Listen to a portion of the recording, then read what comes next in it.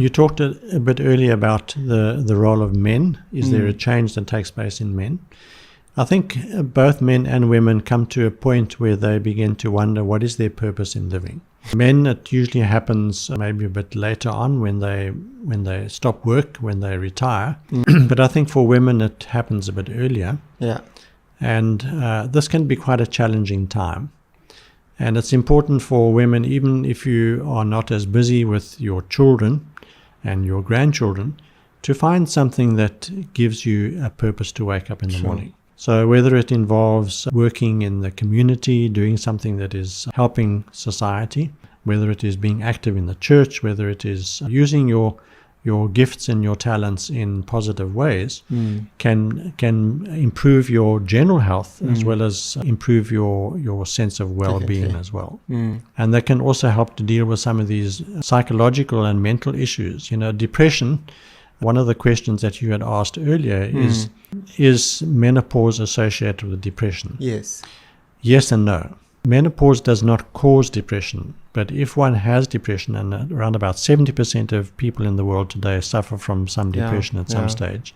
If you have depression, then the changes that take place in menopause can aggravate the depression. Yeah, true. And make it a bit more difficult to manage.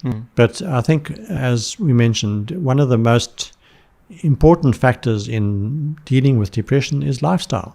By exercising, we know there's a lot of scientific studies that show that exercise can help to reduce depression and anxiety symptoms. So being active that way and then having a purpose can also help. Getting enough sleep at night time, eating the right foods. We know that eating lots of fruits and vegetables. In fact, psychiatrists are beginning to acknowledge the role of a healthy diet in managing psychological illnesses. Obviously, if somebody is severely depressed and so on, then they have to be treated as well.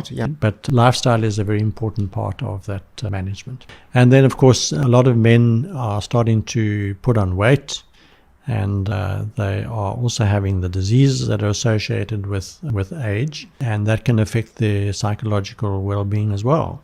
And their sexual desire might be waning. They're having problems with impotence and erection problems because of cardiovascular diseases as well. So these can all affect the relationship between the husband and the wife. Sometimes the husband tries to blame the wife for his problems, but it's actually his own problems that he's suffering, and he's trying to find a scapegoat for that.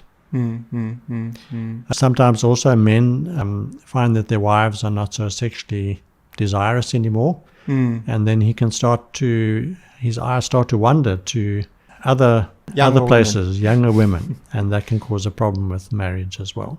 And that's the question actually I was thinking of as is it finding a lot of divorce within that period? Is it because that's the time, just unrelated to what is going on? Is it that time where they had enough, either men or women, they just want to separate?